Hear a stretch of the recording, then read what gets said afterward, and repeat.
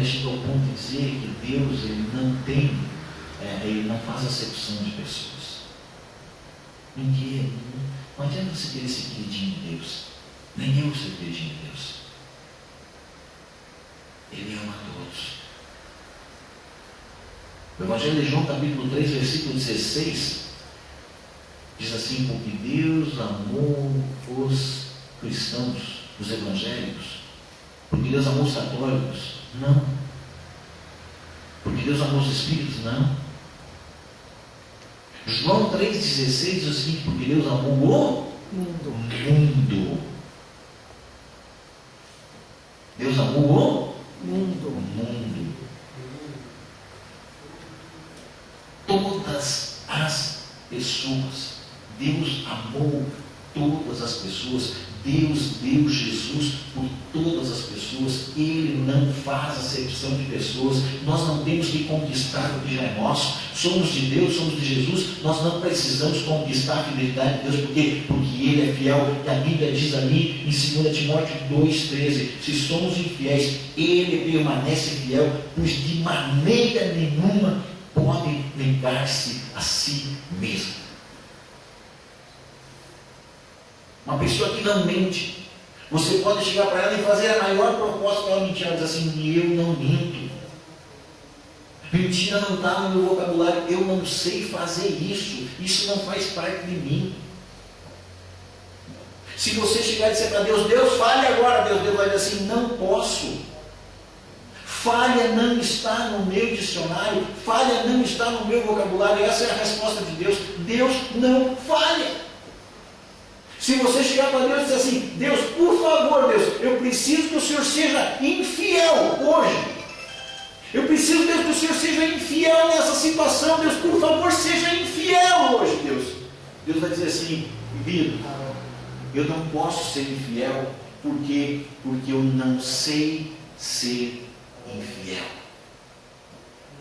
A infidelidade não faz parte da natureza de Deus. Eu e você precisamos conhecer um pouco mais da natureza de Deus.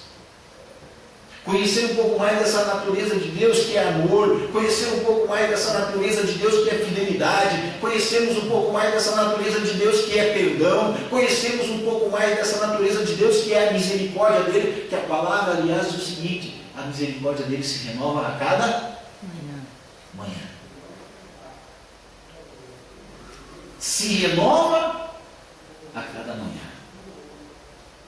Hoje estamos de noite, está terminando já o dia, mas aí 4 horas terminou o dia de domingo. A Bíblia diz o seguinte: amanhã de manhã é um novo dia. A fidelidade dele, a misericórdia dele está se renovando. Amanhã de manhã, oh Senhor, obrigado, a tua misericórdia se renovou sobre a minha vida. Então, queridos, nós precisamos ter esse conhecimento desse caráter de Deus chamado fidelidade. Ele nunca vai ser infiel com você. Não há como Deus ser infiel. Não há como Deus não ouvir o clamor. Tem aquele texto na Bíblia que Agar, a escrava de Sara, é enviada ao deserto com seu filho, e lá eles estão, a mãe deixa o filho num lugar e vai para outro lugar para não ver o filho morrer de sede, de fome, mas a Bíblia diz que Deus ouviu o choro daquela criança. A Bíblia diz que Deus ouviu o choro daquela criança. A Bíblia diz que Deus é fiel.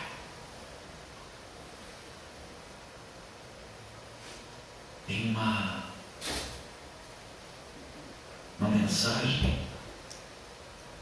não sei onde que aconteceu isso, que o pregador, ele foi chamado para pregar num seminário, num congresso, e aquele pregador está pregando, chamam ele, anunciam ele para pregar, ele sobe na plataforma para pregar, e quando ele abre a sua boca, ele só consegue dizer 3 palavras: Deus é fiel. E ele vai abrir a boca dele para continuar a mensagem, e a única coisa que sai daquela boca é: Deus é fiel. Deus é fiel.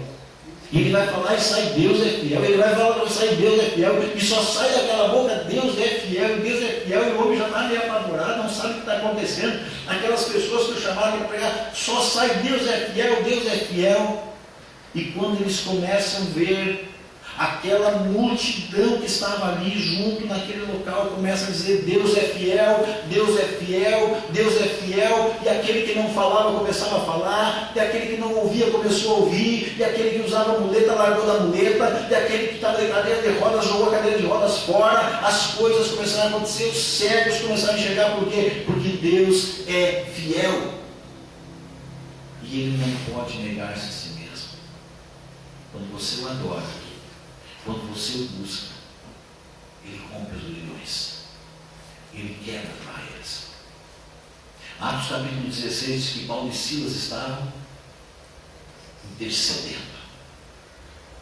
Paulo e Silas haviam apanhado, estavam presos no cárcere interior, e a Bíblia diz que eles estavam lá amarrados a correntes, a cadeias, e eles diziam, ali naquele tempo, ali intercedendo: Deus envia os teus anjos para pelejar, para derrubar essa... Não.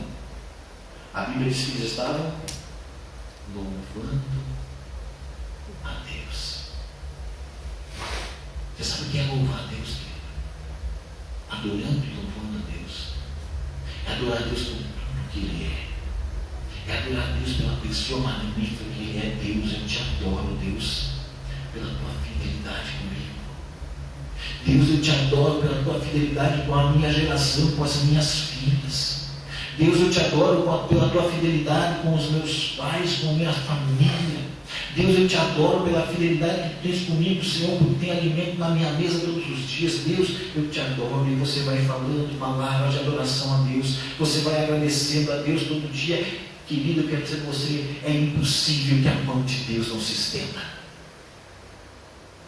Como não foi impossível naquele dia que Paulo e Silas estavam lá orando, estavam ali adorando, naquele cárcere, foi, queridos, a mão de Deus se moveu naquele lugar, e houve aquele terremoto ali.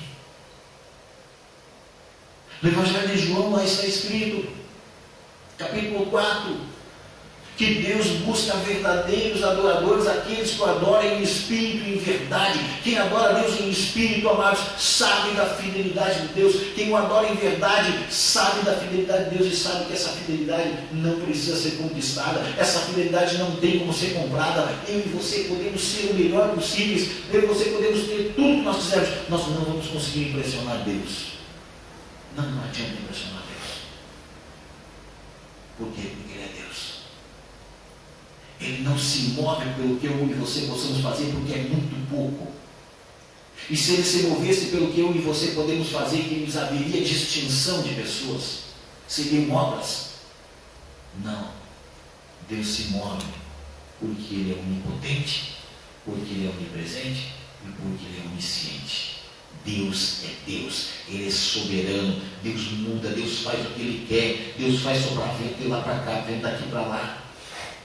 Quando você vai estudar, amados, a palavra de Deus, quando você vê ali no Evangelho, ali em Levítico, ali em Números, quando Deus envia codornizes, que o povo está enchendo o saco ali, está complicada aquela situação, quer comida, quer carne, coisa e tal. A Bíblia diz que Deus enviou um vento.